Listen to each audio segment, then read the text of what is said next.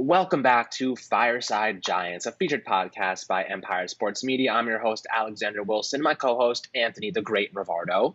Give us a follow on Twitter if you haven't already, Alex Wilson ESM, Anthony_Rivardo. And if you watch on YouTube, make sure to hit that subscribe button. Awesome content. We got another, the Xavier McKinney video that came out a few days ago. Anthony's still working on some new, really good stuff for you guys. Sterling Shepard highlight video. And we get another quick hitter, just running through some exciting players for training camp to keep an eye on. So make sure to go check that out. And obviously, give us a 5-star review on iTunes if you feel the need to. We try our best to execute and get great content out for you guys on a daily basis. And we work really, really hard. And all we ask is for some support back and some love. So we really appreciate everyone that listens and all the support and great things you guys have said about us. So we hope to continue doing that and making things even more enjoyable for you and your Giants coverage. So to get the day started, how are you doing, Anthony? I'm feeling great, especially with that new nickname, The Great. I really like that. And I do want to reiterate what you've said. The support recently has been awesome. You guys have been showing a ton of support on the YouTube channel especially, and just really thankful for it. Really appreciate the support, guys. Keep it up so we can keep pumping out awesome content for you. Exactly. And we're grinding, man. We are putting everything on the line, leaving everything on the field, just like the Giants should this year. And it's been fun, man. Like, as football season gets closer, it's been dead for a while. So it really gets me excited to know that, like, we're right around the corner from some really awesome stuff. And the content's only going to get better with the regular season coming around. Obviously, no preseason. So we're going to have to kind of take things a different route this year. Won't be able to see guys like we usually would. And breaking down these players is going to be more difficult because we won't see them in live action. So really taking what we see from training camp, taking the quotes from the coaches and the players and really analyzing them is what we're going to have to do today. Marcus Golden, Evan Ingram spoke to the media, and Engram, he seems healthy. He said he's going to be ready. And Marcus Golden, on the other hand, didn't even know the free agent tender existed. So when you have players that don't even really know what's going on, with the whole business side of things, that just shows you not that the player is unaware, because it's really hard to understand all the different rules the NFL has, but it shows you that Joe Judge is on top of his stuff, man. Like, he knows what he's doing. He has insane knowledge, and it really puts the Giants in a good place moving forward because we have a guy that is going to execute and do things the right way. Like, him doing that kind of gives me some confidence going into in-game situations. With time management and doing all those things perfectly, knowing how to orchestrate the game and the clock efficiently, because we haven't had that in recent years. I mean, you can probably attest, Pat Shurmur's and Ben McAdoo really too, their abilities managing the clock were next to none. So are you excited for Joe Judge? Because I'm pretty hyped to see him in game and really getting into it. I am so excited for Joe Judge. I love his mentality. I love his demeanor. He reminds me of Tom Coughlin, and I think he's awesome, but I want to throw this out here. I'm not sure if you heard, but that franchise tender thing, that was actually Kevin Abrams' idea. He's the one who got the credit for that. We got that news 4 days ago. I guess it was reported by Paul Schwartz of the New York Post.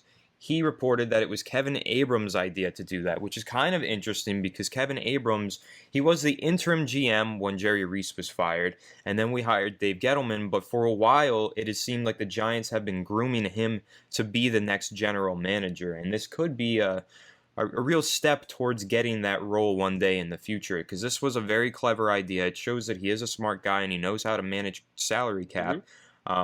And it could potentially lead to him one day getting the general manager job after Dave Gettleman.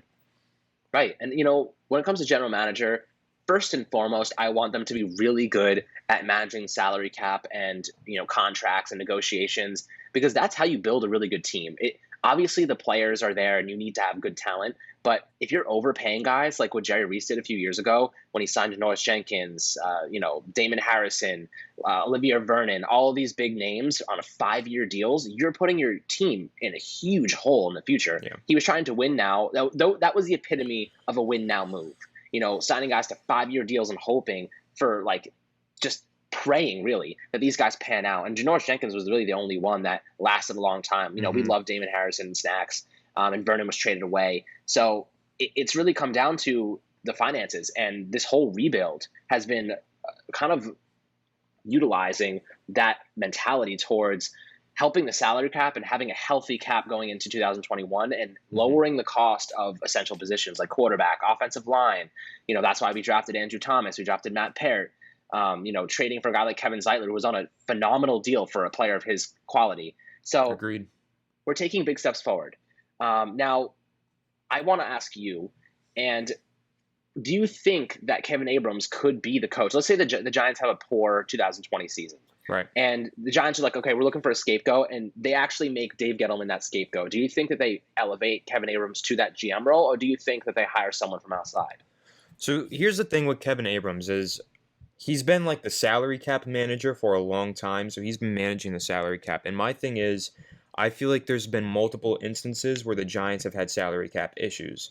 So that's almost a red flag to me. Like, it's hard to tell how much of it was Kevin Abrams' fault and how much of it was Jerry Reese's fault, because you just mentioned that big signing spree. I mean, that's on Jerry Reese, but the way the contracts were managed could technically be on Kevin Abrams. And he's done some tricky things here and there with backloading contracts and readjusting. Like, he recently readjusted Nate Solder's contract, and I thought that was personally a bad decision because I think it freed up some cap space in 2019, but it really inflated his cap hit for this season and next season. Right. Now he opted out, so it's pushed to next year and the year after that.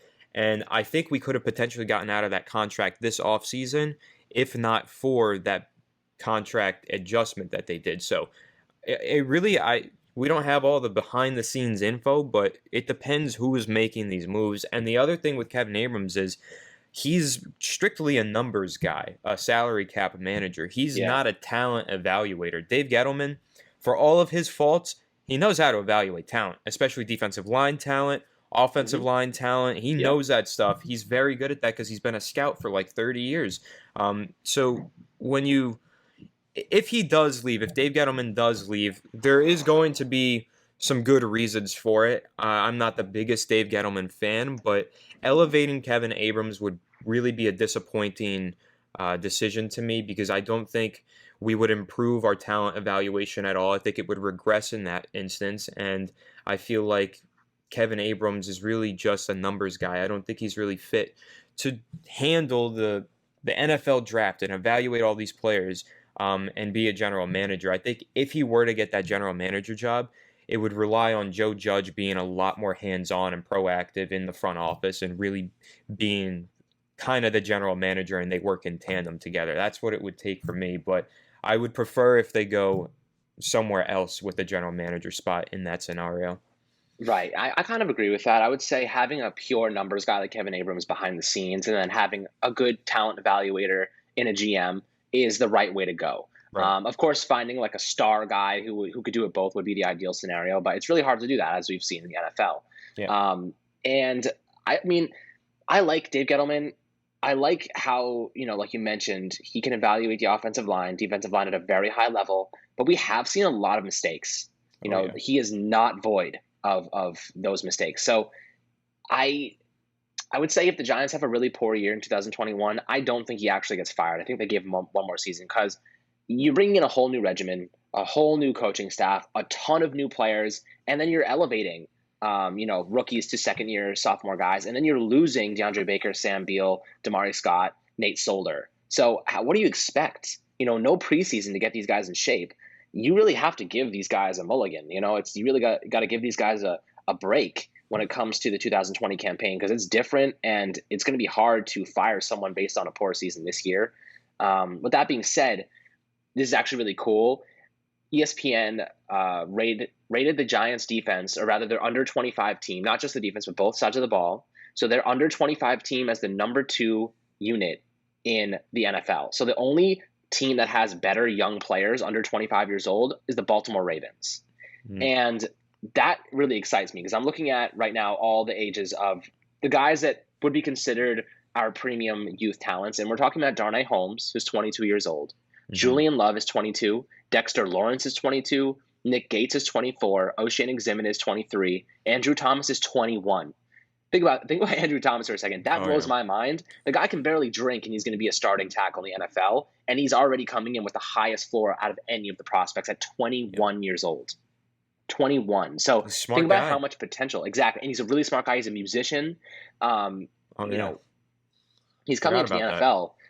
He's a smart guy. He's refined. He's technical, and he's strong as hell, man. The kid is strong as hell, and he faced off against really good talent at Georgia. So I'm expecting a lot from him. He's so young. He could be our left tackle for the foreseeable future, and he will be. That's the expectation, at least. And then you have Daniel Jones, who's only 23, added 9 pounds of muscle this year, so we know what he's coming with. Saquon Barkley's also only 23, so even though, our man Willie Receipts will bash him over and over again, which, he has some good points. At the same time, Saquon Barkley is young. He has plenty of life left in his legs, so we'll see what he can produce this year and then, the years moving forward.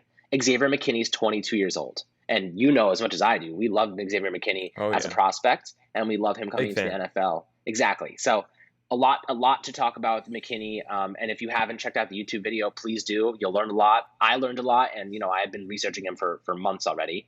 Darius Slayton, 23 years old, led the Giants in receiving yards and touchdowns last year, tied for first with DJ Metcalf with 8 touchdowns in 2019 for rookies. And then you have Jabril Peppers, who's 24, and he's a playmaker on defense, strong safety. He had his best season last year with 5 fewer games than 2019. Or rather 2018, sorry. So he played free safety in 2018 with the Cleveland Browns, and his stats matched up perfectly with last year's performance with the Giants in 5 less games. So I can make the pretty obvious assumption and statement that Peppers had his best year last year, and if he didn't go down, his statistics would have blown his previous 2 years out of the water. So I expect a lot more in 2020. Then you have Evan Ingram, 25 years old, coming off a midfoot sprain, which required surgery. He seems to be good. He said he's going to be ready for camp. That's exciting. But we know what he's capable of when he's healthy. And then lastly, we have Will Hernandez, who's 24 years old and has not been helped at all by Nate Solder or John Jalapio. I think I said that right. Please make sure I did in the YouTube comments, because I know everyone always calls me out for that. Hernandez is a phenomenal player. He just needs to get a little bit more support and just really be focused on his assignment. He was too often trying to help Nate Solder or John, compensate for their deficiencies, that he ultimately was hurt by it. So hopefully he can, get that assistance and be the best player he can be. But what do you see when you look at this group of guys who are all 25 years or under, and it makes up a majority of our starting team? That's the exciting part. That's really what is an indicator that this rebuild is going. It's in full flux. So are you excited about this? Do you think this group is, worthy of optimism, or do you think that it's just on paper and we shouldn't be too excited just yet? Well, I guess you could say a little bit of both, but I am really excited because they are young, and when you're young, you have so much potential. It's not like you're a 30-year-old guy who's been in the league for 8 years. We know what you are at that point, and we know who you're going to be. With these young players who are 22 years old or 24, there's still so much room for improvement, room for growth and development. So the potential is limitless with this roster with so much youth on it. And even if you add in Leonard Williams, he's 26 years old, so he doesn't qualify for the under 25, but he's only 26. He's still young. He still has room to grow. He can become a better pass rusher, and he's already a pretty solid player. And then James Bradbury literally just turned 27, so he's 3 years until he's 30, so he's still got 3 years left where he could still continue to grow. Once you hit 30 is usually when players start to get stagnant or maybe regress, but all the youth on this team combined with we believe it's a really good coaching staff. I see unlimited potential. It's just all of these young players, offensive side of the ball, defensive side of the ball, especially the secondary. You look at the secondary, and they're all like kids. They're all like college kids, basically. And they've got so much room to grow, and I'm really just excited to see where they end up, because we talk about players like Andrew Thomas. We say he's left tackle of the future. He can be here for the next 10 years. I'm just excited to see that happen, to see him develop and get better year to year and really become the left tackle of the future. And Daniel Jones, obviously quarterback is the most important position in all of sports, really. And we think we like what we saw from him, but it's all about that year-to-year development. If he can get better this year and then the year after that, he can become the quarterback of the future for this team. He's already the quarterback of the present, but we want him to continue to grow, and we have the youth on our side with everything. And another thing with youth is they're all on rookie contracts, so they're all cheaper rather than paying 30-year-olds who need to get more money because they're on second-year deals or second contracts or third contracts, even some of them. So once these veterans all leave this roster, Like Nate Solder carries a high cap hit. There's other players that are slipping through my mind right now. But once these players are gone, there's going to be a lot of money freed up just because we have so many young players. Ryan Connolly is another one. We have like 4 backup linebackers who are all rookies or second-year players. Just like I said, limitless, unlimited potential, and that even extends into the money. We have unlimited potential with our money because it's so cheap to pay rookies and players on rookie contracts compared to paying veterans. So give it some time, and we're really going to be able to splurge at free agency one of these times. Once this rebuild starts to get into full gear and this team starts to look better, we can actually get a couple key free agent signings, like big name players down the road without killing our salary cap. Because it was different, like you mentioned earlier, 2016, they spent all that money in free agency, but they were paying their quarterback $25 million. Yep. So you're already paying like 20% of your salary cap right there to Eli Manning, and then you're going to pay like all of this money out to these other players. See, the difference is right now we have Daniel Jones, who's getting like, what, $8 million a year? Is it even that as a 6th overall pick? It's insignificant amount of salary cap space. So, there are opportunities down the road for us to spend in free agency, and that's another thing just to be excited about outside of the talent that we actually have on the roster. Right, and the youth obviously is the biggest thing, because when you go out and sign big name free agents, you have to be ready to win. There is no point in going out and spending $20 million on a player or even $15 million on a player when you're not ready to win yet. What's the point? That's why this rebuild, and I was against signing a guy like Logan Ryan who wanted $10 million per year. Don't take reps away from your younger players who could use them to develop. We're not ready to be a championship level team yet. We're not there yet. We're not even almost ready to be a playoff team just yet. So I think this year is the year, like the developmental year to take that next jump forward, that next step forward. And we have the time because, like you mentioned, a lot of these guys are in the first, second, third year of their deals, and we still have them on their rookie contracts for a few more seasons. And you have to leverage that. You cannot install developmental progression by signing guys like Yannick Ngakoue and taking reps away from O'Shane Ximines and Lorenzo Carter. We brought in Kyler Fackrell. I don't think the Giants anticipated getting Marcus Golden back. That's why they went and signed Kyler Fackrell. Essentially, they're trying to buy sacks in this scenario. He had 10.5 sacks in 2018. He's familiar with Patrick Graham's scheme. Right. So they were going to bring him in, rotate Ximines and Lorenzo Carter on the other OLB spot. Luckily, they were able to retain Golden, but that does not mean that they are not going to rotate their younger guys in at all. I think it'll be a tandem. There's going to be a position battle there. Dude, I would not pencil in Fackrell or Golden into starting positions just yet, because again, Fackrell's on a 1-year deal worth like $4.6 million. That's not that much. There's no reason to consider him an immediate starter. Let Ximines battle. Let him fight for that starting position. That's only positive for his development and the Giants in general utilizing their youth to actually grow as a team. And that's, like, again, signing a guy like Logan Ryan takes reps away from maybe Julian Love, maybe Darnay Holmes, maybe even Chris Williamson. We don't know.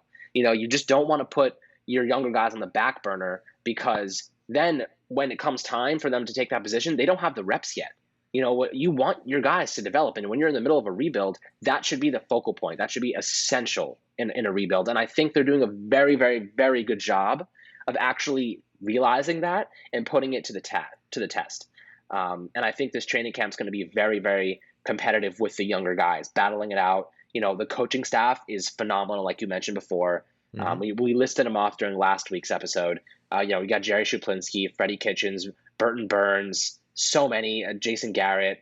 It's just Patrick Graham, Mark Colombo. Mark Colombo. I think we're going to talk about him. You got a quote or stat for him. So yep, I'm actually going to do that now because I want to get into the next segment. So now we're going to do, of course, fact of the day, quote of the day, and after that, the next segment is going to be the number 4 wide receiver position. We're going to go through some UDFAs that are going to be battling it out and what they really bring to the table, why we should be excited about them, give you some insight into these guys you wouldn't normally hear about, and Victor Cruz, like would-be Victor Cruz guys. That's obviously what we want for them. We don't know if that's going to be a fact or not, if they will actually emerge as that. Preseason not happening is a big blow to their development. So we're just going to give you guys some background information on them so you can, formulate your own opinion and keep an eye on them as training camp progresses. And then to finish it off, we're going to do 2 underrated players, one on offense and one on defense. I have 2 awesome guys you guys are going to love, and Anthony also does. So some really good stuff there. But to get started, my fact of the day is Mark Colombo, a former Dallas Cowboys offensive lineman who started 72 of the 76 games he played during his 6 years with Dallas. He settled into the next phase of his NFL career as an assistant coach with the Cowboys in 2015. He was named the club's assistant offensive line coach in 2016. So he's been coaching for about 4 years now. Plenty of experience in that realm. And now he's bringing all of that stuff to the Giants, following Jason Garrett over. And I couldn't be more excited about him because my quote of the day, which I'm going to go right into because it's so relevant, Will Hernandez, in his interview today with the Giants media, said, "It's awesome having somebody that's actually been there, done that. He definitely has a lot of inside information. He's one of us. He's one of the guys." So Mark Colombo, he's been an offensive lineman. He's one of the most angry, mean son of a guns you will ever meet at the position. As Sean O'Hara said, I think it was Sean O'Hara that said he was his roommate back in the day, and he was like, I'm pretty sure Mark Colombo was like, "I'm ordering Chinese food." And O'Hara was like, no, I'm good. I don't want anything to eat. And he's like, no, we're ordering Chinese food. And he's like, all right, man. Like, he's like, fine, we'll order Chinese food. It's not that big of a deal. But Colombo is very intense. He's mean. He's going to whip these guys into shape, and he's going to show them. That's the best part about this for me. I'm just excited to have a guy who's going to go out there and be like, this is how you do it. This is the technique. He's going to do a live rep and show them, this is how you actually perfect this fundamental, this detail. And that's the difference between a good and a bad coach. And I think that Colombo, he has that experience. He was a phenomenal player. And I expect him to be a head and shoulders, above what we previously had. So I'm pretty excited about that.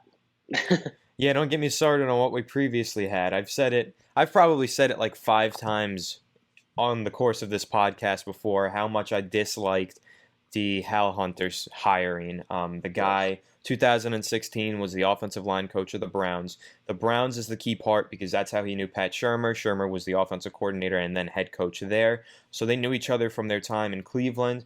But in 2016, with Hal Hunter as the offensive line coach, the Browns let up 66 sacks. 66 sacks is a ridiculous number. 66? 66. And then 38 last year. And then 2017, he wasn't even in the league. He didn't even have a job. And then Pat Shurmur gets hired to the Giants, and he's like, you know what, Hal Hunter, I really like what you did in Cleveland, letting 66 sacks happen. So come coach this terrible Giants offensive line. Genius idea by Pat Shurmur. Yeah, I couldn't believe it. Like, the day the hiring happened, I Googled him and I did my research. I was like, what? Why this guy? It was so bewildering to me, but greener pastures now. I'm really excited for Mark Colombo for all of the reasons that you mentioned, the reasons that Will Hernandez mentioned too, Sean O'Hara mentioned too. Everything you hear about this guy is really positive. Everything that the Cowboys offensive linemen have mentioned about him, it's all been positive and it's all been really exciting. And for a young offensive line like this, I think he's the perfect guy to take over and start coaching them. But another Dallas connection, I'll give my fact of the day. Jason Witten had 9 seasons with 100 or more targets, 2 seasons with 140 or more targets during his time in Dallas. And that might sound a little bit off topic, but it'll make more sense in a second. Think about that, though. In Jason Garrett's offense, the tight end had 9 seasons with 100 or more targets. That's insane. Two of those seasons had 140 plus targets. 140 plus targets. That's a crazy. Ridiculous amount of targets. So my quote of the day is from Evan Engram when he said he, quote, feels great after a, quote, long process recovering from foot surgery. He can't talk about specifics of when he was out of the boot, how much he is participating because it's a, quote, coach-judge rule. They're not allowed to talk about their injuries, which I thought was pretty interesting. Love I like it. that a I lot. love it. So I think it really connects with the fact of the day because I'm really excited to see Evan Engram finally healthy, see what he can do in this Jason Garrett offense where they really rely on the tight end position. I think that Evan Engram could see a 100-target season this year. That scares me, though. Well, it's just whether or not he could stay healthy. He's quoted saying that he feels great. Yeah, he feels great. He's healthy. So if he's up for it, and he gets those 100 targets. We know Evan Engram, I mean, you look at what he did in his rookie season, he was like unstoppable. He was healthy then, and he was really so talented and so good, so versatile. And I think that if he stays healthy, we could see a season like that where he dominates with over 100 targets. It's all about his health. And then with the health thing, that Coach Judge rule is really interesting to me because I feel like, last year when Saquon Barkley was injured is what I think of. He was talking about that a lot. Every week he was asked about his injury, and he gave answers, and he was talking about it, and it created so much speculation, like, when is he going to be healthy? How is he practicing already? Why is he already practicing? What is Coach Shermer doing? And it was just so many questions here and there, and so much media being surrounded on that topic, and it was almost like, just let him heal and then let him come back. So I just like that Joe Judge has the rule where they're going to heal and they're not going to talk about it. And when they're ready, and we'll see them on the field. I think that's, the right way to do it. Keep everything in-house. Keep it private. Yeah, well, here's another thing. And this is one that most people probably wouldn't even think of. Why would you give your opposing team any slight advantage in knowing what your players might be doing because of injuries? Right? That's true. Did you ever hear Bill Belichick talk about injuries? Ever? Because the second you give your opposing team, the opponent, any semblance of information about a player, it changes their entire game plan. It does. When you know Saquon Barkley isn't playing, you know how to face the Giants. Just stop the passing game. The run basically stops itself. You know what? That's a perfect example because when we were playing the Patriots this past season, Saquon didn't play. Jonathan Hilliman started. But Coach Belichick said, I'm preparing for Saquon to play because Pat Shurmur kept saying he might play, he might not play, I think he's going to play. And he kept saying that stuff in the media. So Coach Belichick prepared and was ready with this run-stopping defense. And then I think Jonathan Hilliman fumbled in that game, and it was really tough for him to gain yardage on the ground. Coach Belichick was prepared for the run because maybe if they would have just been, I don't know. And another thing is, like, if you were a player, right, and you were injured and it's been annoying and you've been frustrated trying to deal with this injury and heal, and how would you feel if reporters just keep constantly asking you questions about your injury? It's annoying, it's frustrating, and it doesn't help the situation. It just makes it worse in your mental headspace, And so I think what Joe Judge is doing here is really, now that these players are saying, I'm not answering questions about my injury, they've already started doing that, and that was right from the jump. That's a rule that's been set in place by Coach Judge. So from now on, we're going to hear less and less questions about injuries from the media. So these players are really going to be able to freely just get through the injury on their own terms and not have to answer questions about it all the time. And, because like we've said in other episodes, they're human. That stuff does weigh them down sometimes, just to hear stuff like that. So I think, another great sign from Joe Judge. We love everything he's done so far, and I think this is one of the best things he's actually done so far.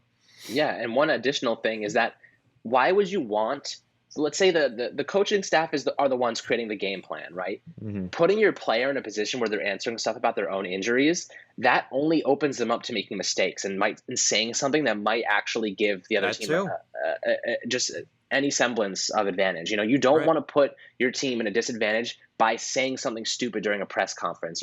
Evan Ingram saying, my foot's not feeling too great. The other team's going to be like, oh, well, we know he's not playing then. If he's not feeling great, he's not playing. But if the coach says, Evan Ingram is not playing, his foot's not feeling too great, but he's actually okay and they're going to play him, that's more of a tactic. You can use that as a tactic, but when the player's saying something, it's way easier for them to actually mess up and give away some sort of advantage. So like we've been saying, just keep it in-house, keep the injury stuff off the beat. Don't give other teams an advantage that they don't need, especially because the Patriots and better teams, they will use anything against you. Anything. You can't rule out any little piece of information that they will digest and utilize against you. That's what I think Joe Judge is going to bring over to the Giants, is really just making sure that they don't give other teams the ability to beat them. I feel like the Giants the past few years have given other teams the ability to come out and know exactly what they're going to do. Everybody knew Odell Beckham Jr. was going to be running slant routes every single play. Mm-hmm. Everybody knew that. Everybody knew Saquon Barkley was going to be running inside zone, power runs after he was injured, because that's all Pat Shurmur did for the last like 10 games of the season. So it's like when you're doing stuff repetitively, teams pick up on that stuff. You have to be diverse. Jason Garrett's coming over with 10 years of experience, and we know he's going to be very creative, very diverse in his offensive play calling. So that gets me excited because I don't want to watch the Giants run the same 5 plays over and over again. Inside run, slant route, Sterling Shepard end arounds. We could call, like, there was a certain point in the season last year that I was like calling plays. I felt like Tony Romo in the booth. I felt like that too sometimes, especially the Jets game. That was like the worst game of football one of the worst games of football I've ever seen the Giants play on the ground. Daniel Jones had a great game. He had like 4 touchdowns, 0 interceptions. Darius Slayton had one. Yeah, but on the ground, I mean, Saquon had 1 rushing yard on 13 attempts, and just the way the offensive line was playing, the way the game plan, the play calls in the running game, it was just such an atrocious game. It was like that game really pissed me off, but we've been having this discussion for like a few minutes about the coaching staff and stuff, and I'm like, and I hope the viewers and listeners are too, I'm starting to actually feel like real excitement. As we're getting closer to football season, we're talking about this stuff, and I'm just thinking in my head about Jason Garrett running the offense and like fantasizing about how this season might go. I'm like actually feeling excitement and getting hyped about it, and I just hope everyone else is too, because I can't wait for some football season. I know there's some people who don't believe football season's going to happen. To them, I say you're wrong, just because I might be in denial. I don't care. I need it so bad, and I'm so excited for it. So excited. Seriously, man. I literally, these past few months have been so difficult, and not having football to make it a little bit easier, has just been the worst. And I feel like these off seasons last forever. I'm sure everybody else can agree. This one especially. Oh, man. Like, no preseason games. We got to wait until September, which is really soon, by the way. I didn't realize how freaking soon this was. Oh, yeah. Today, this is August 10th. We're recording this. A month from today, the Giants will be playing football. I didn't even realize how freaking soon the football season was from now. That's how like out of it I am. Like every day feels like a March 12th, the day I moved out of my apartment because of the virus. Like every day just feels like the worst day because it's like, oh, we're still going until football. But we've gone through the draft. We've interviewed a bunch of players: Julian Love, John Hilleman, Casey Kreider. Casey Kreider, awesome dude. I'm really excited for him too. Like I know it's kind of weird. I'm excited for the long snapper, but the dude's a Pro Bowler. He was also great. A great guy. I really enjoyed talking to him. Yeah, Zach Diassi retired. That was pretty big news.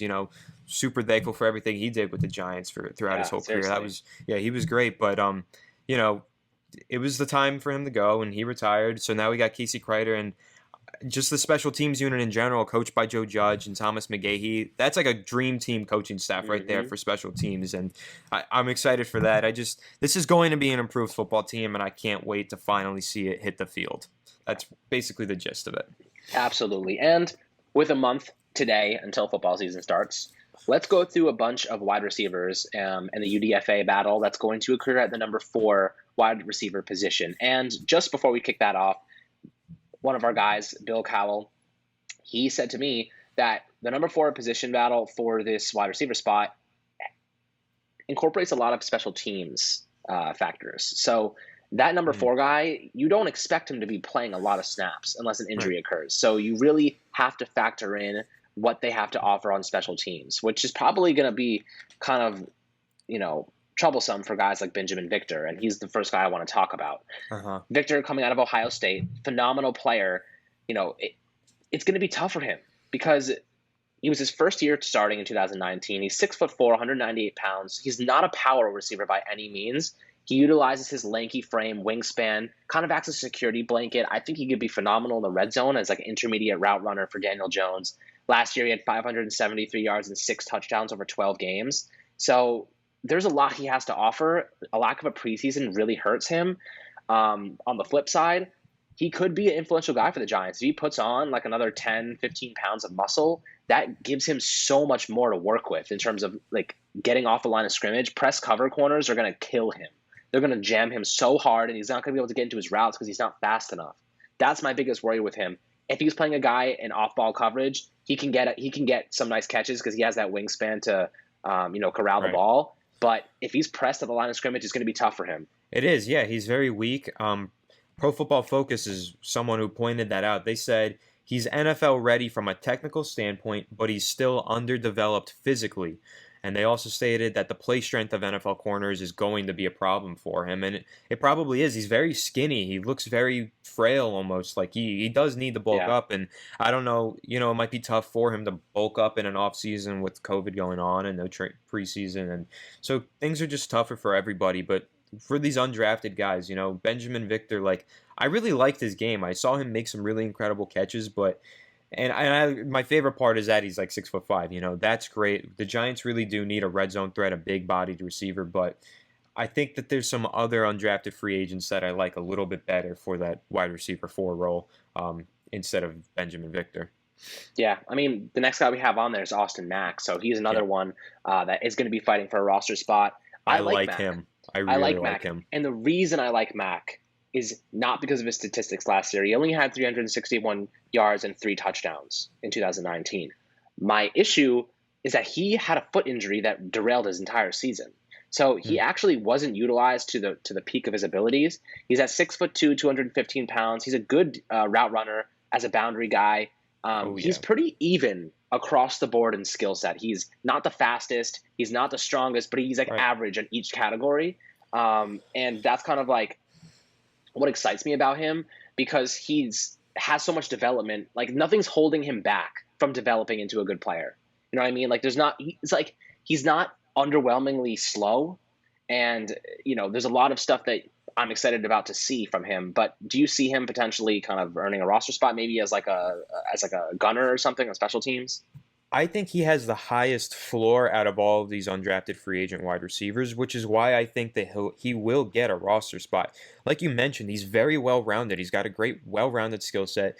Nothing really pops out, but except for his arm length at the 91st percentile, and he has 10-inch hands. That's a stat that I have written down. Wow. He's got huge hands, which is, pretty interesting. And when you watch him play, though, the reason I say he's so well-rounded and why I'm actually kind of excited about him is because I saw him run some phenomenal routes, really crisp. They were nice. But then I also saw him make some incredible, spectacular catches where he's diving and has a guy on him and super contested, but he pulls it in somehow, even a one-hander. And I saw this one out and up route that he ran, and he totally took this cornerback's ankles, and I was like, wow. And Austin Mack, that's why when I look at him, that's the thing though, you mentioned special teams. I don't know if he's a huge contributor there, but I do really think that he has the highest floor as a wide receiver out of all these guys. And I think for that reason, he could be a solid depth piece as that number 4, maybe even number 5 wide receiver, because I'm sure they will carry 5, maybe 6 at the most, but I'm sure they'll carry 5. And I think that Austin Mack deserves a spot just for his high floor. Yeah, and I think we should start doing a Shark Tank thing with all these guys, whether they're cut or not, be and for that reason, he's out.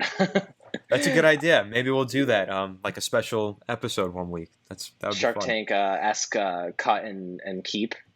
Yeah, kind of like that. Towards the end of training camp, we should do that, and we'll decide who we think should and shouldn't be on the roster. Exactly. This reminds me of Alonzo Russell. Russell, he was a player that I really liked last year, but overall, I just don't think he really put it together in preseason. He had some drops here and there and didn't end up making the roster. But, it is exciting, though. These backup wide receivers, I like seeing them compete. That's my favorite position to watch is wide receiver. You never know. Yeah, and you never do. It's exciting. Like you said, it's you never know who could emerge as a really good player. And just to finalize our little analysis of Austin Mack, he's a very technical route runner. The one thing that he fails to do is create separation against man coverage. So he'll be really good against zone coverage heavy defenses. And I think that's where they might utilize him if he does make the roster. If they're playing a team that's utilizes zone coverage a lot, they might be like, okay, let's put him in, see what he can do. He's just not the best at creating separation against man coverage, kind of doesn't lack that breakaway speed or that strength. That's why I'm saying he's kind of average across the board with his qualities. So I think against zone, he can kind of beat guys because people don't really know what he's going to do. He's got a good feel. He can find an open spot. Exactly. He has smart. Good feel. Yeah. So the next guy I have on the list is Dillon. And Dillon's actually a guy I'm pretty excited about. And the reason is he's the one person that I really think could contribute as a special teams guy, which makes me think he actually might be leading the pack in terms of potentially earning that number 4 wide receiver spot. If Corey Coleman, for example, gets injured again or doesn't show he has that same speed he once did. Hopefully he does. I only want the best for the Giants players, obviously. Me But too. at 5'11", 185 pounds, he's tiny. He's a really small guy, but he's fast as hell. 4.29 40-yard dash at LSU's pro day. The guy is a valuable kick returner. That's really it. He was buried on the LSU's roster because they just have so many good players. When you have that kind of talent, players like him, he kind of has like a Tavon Austin kind of feel to him. He's just super fast, and really that's how the Giants should utilize him, as kind of an underneath kind of wide receiver, maybe a slot guy, but mostly as a kick returner. He's so freaking fast. That's where I see him really creating the most value for himself. But he's not a boundary guy by any means. He's really more of a kick returner. Yeah, I agree. I think that he does have a really solid chance of making this roster because of special teams. That 4.29 speed right there just gives him that baseline, that floor of being a good kick or punt returner. And I think he did that a little bit at LSU. And he did get on the field sometimes at LSU. He caught some touchdown passes. And I know there was one of them. He had one against Auburn where it was a deep throw and he caught it like over on the right hash. Mm-hmm. Not on the sideline, but on the right hash. But he got it. And as soon as he got it, it was zoom. He took off and flew, and he was gone. He hit like 100 miles per hour in a second. He went 0 to 100 real quick, said Drake. It was awesome, and I like that he has that speed and gives him that baseline of at least being a good special teamer, and even as a gunner, that's valuable. So I think he has a pretty good shot at making the roster as one of those bottom guys. Yeah, I think that's really what separates him from the rest. He can be a developmental guy, maybe in the slot, but the reality is that his kick returning abilities makes him that much more valuable, especially on punts and kicks. Like, I don't want to utilize a guy like Jabril Peppers anymore because one hit and he's out for the season. He got injured against the Bears on that kick return that he had. Got hit in the hip, missed the entire rest of the season, and that really put a damper on the Giants' defense. It forced Julian Love into a strong safety role, which actually he played pretty well at. But the reality is you don't want your starters getting injured because it only hurts your entire team. So that's why I think Derek Dillon could really earn his role and make the team based on his kick return ability. So we'll see what happens there. The last guy that I really want to talk about that has a lot of potential, but I've heard a lot of good things from, Cody White. So we just signed him along with Ross Cockrell the other day out of Michigan State. White was pretty damn good, 922 yards and 6 touchdowns over 13 games last year. And he was originally signed by the Chiefs as an undrafted free agent. They cut him, and then the Giants opened him up. Opened up the opportunity for them to sign him. He's a big guy, 6'3", 217 pounds, so he could be a red zone threat. His 4.66 40-yard dash was kind of underwhelming. He's not the fastest guy by any means, and his hands are decent, but he's really just a big body that has developmental attributes and traits. So we'll see where it goes there, but another guy who could be more of a special teams role. Yeah, so I honestly don't know that much about Cody White. I read about the signing, I looked at his stats, but I didn't get the chance to watch him just yet. But from the statistics, and like you mentioned, his frame, his body size, that's really encouraging because as I mentioned earlier, the Giants have pretty much lacked a big body outside wide receiver for a while. So just getting as many of those guys on the roster as you can, one of them's bound to hit. I think that Darius Slayton is that guy. I think he is an outside wide receiver. He is pretty big body, but he's 6'1". You compare that to maybe a guy who's 6'2", 6'5", and has a little more muscle, so there could be a difference there. But I do have the confidence in Darius Slayton, but if for some reason Darius Slayton goes down for an injury, you need another guy who could step up with a big body and play on the boundary. So Cody White is just another guy that you could throw in that mix competing for that role. And that's, it's like, if you throw 100 darts at a dartboard, one of them is bound to hit the bullseye. You know what I mean? Just get as many as you can. One of them is bound to hit. So, or at least become like a solid player, one of these guys. So I'm all for it. Good signing. I like it. Yep, and that's why the Giants didn't trade away any other 7th-round picks.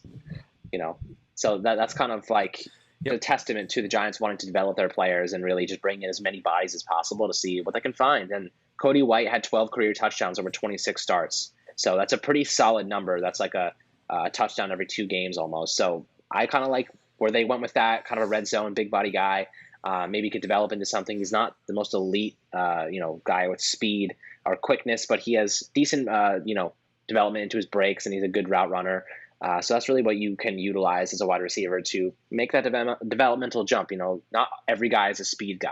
So some guys are more finesse, and maybe he could translate. We'll see. Obviously, these are undrafted free agents, so majority will not pan out, but you never know when you hit on a Victor Cruz.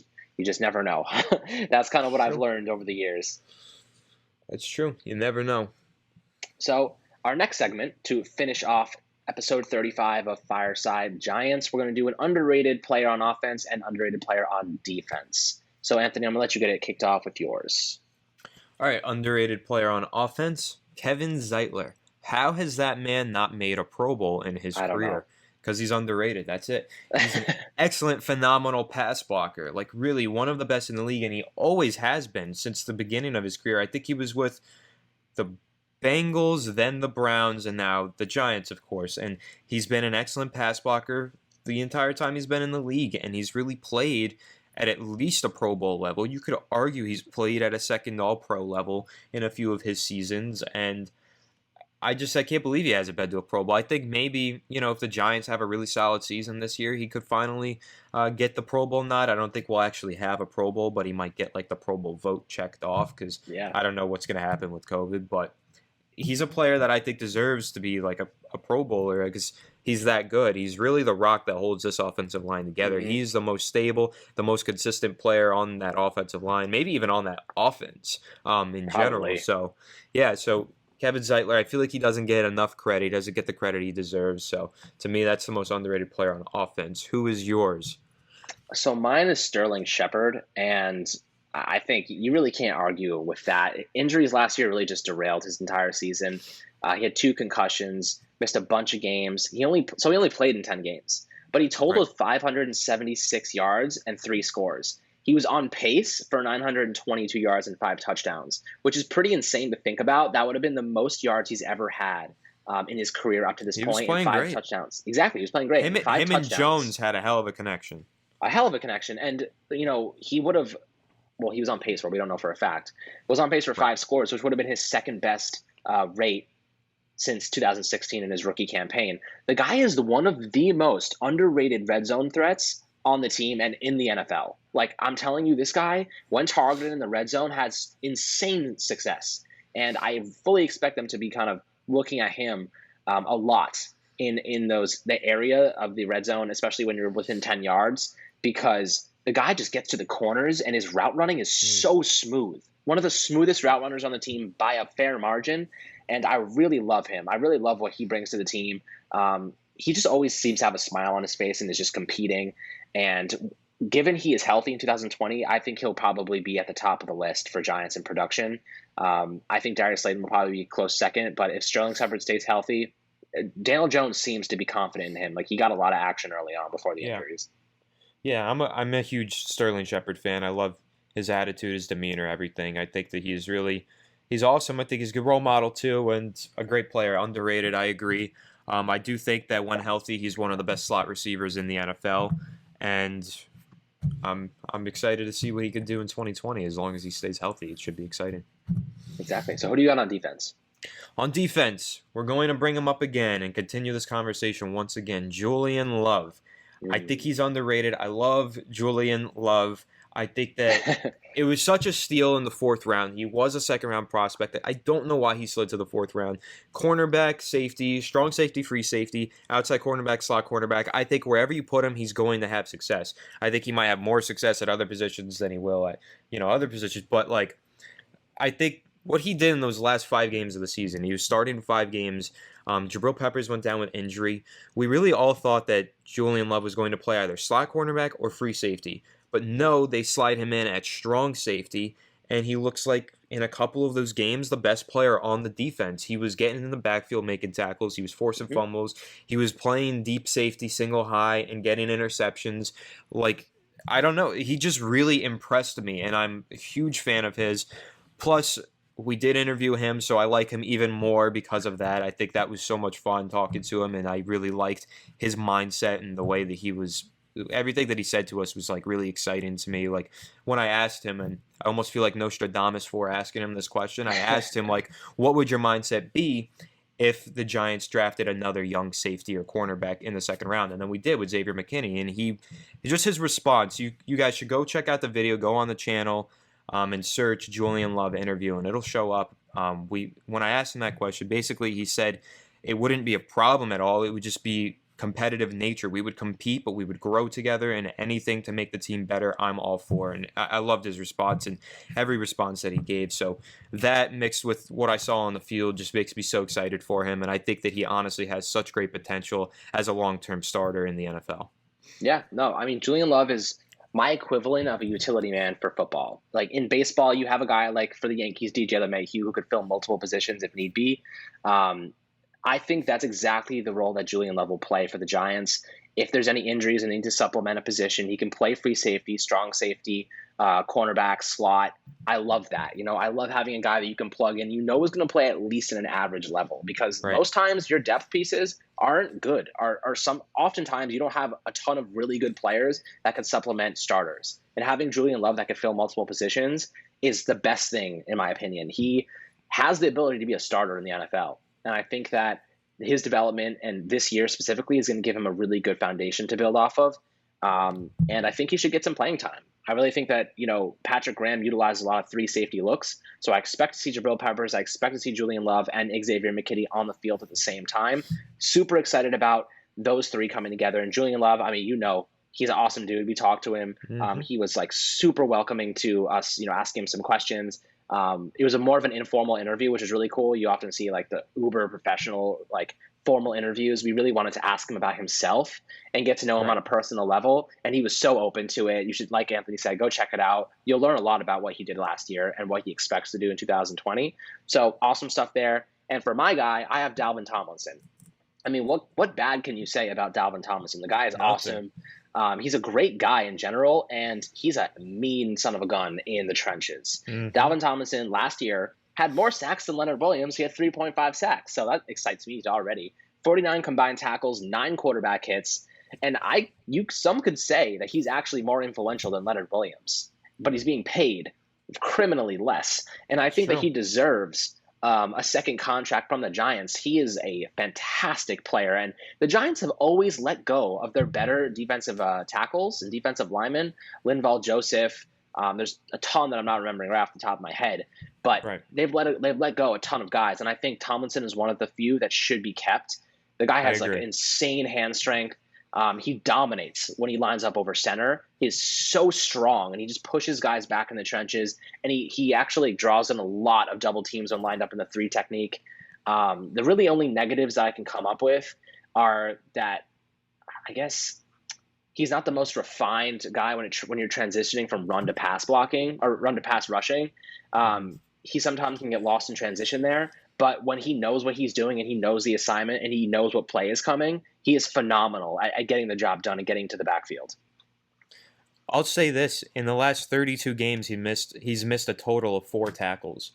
Dalvin Tomlinson has just been the most consistent, reliable player on this defense since he's joined the league in 2017. He hasn't been a great pass rusher throughout his career, but this year, and this really goes back to what we were talking about earlier with these young players getting better year by year and developing. He's a young player, and last year he really started to shine as a pass rusher. He really got a lot better. He had 0 quarterback hits in 2018, 9 in 2019. That's a huge difference. And then he had 8 pressures, then 13, 0 sacks in 2018, 3.5 like you mentioned. So he's just, to me, it's a player that I don't think they should let go. I really don't want them to, because I know it might make sense, monetarily speaking, it might make sense to let him go, but I disagree. I think that he is such a consistent player. You know what you get with him.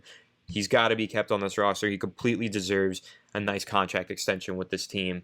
I'm a huge Dalvin Tomlinson fan, totally underrated player. I actually wrote an article, I think, like earlier this month or last month, where I said that he is the most underrated player on the Giants. So I completely agree with you. Yeah, and no one ever talks about him. He could easily be the guy on the franchise tag this year. Like I fully think that, he going into 2020 in his 4th season in the NFL could be one of our best defenders. He saw insane progression last year when Leonard Williams was traded for.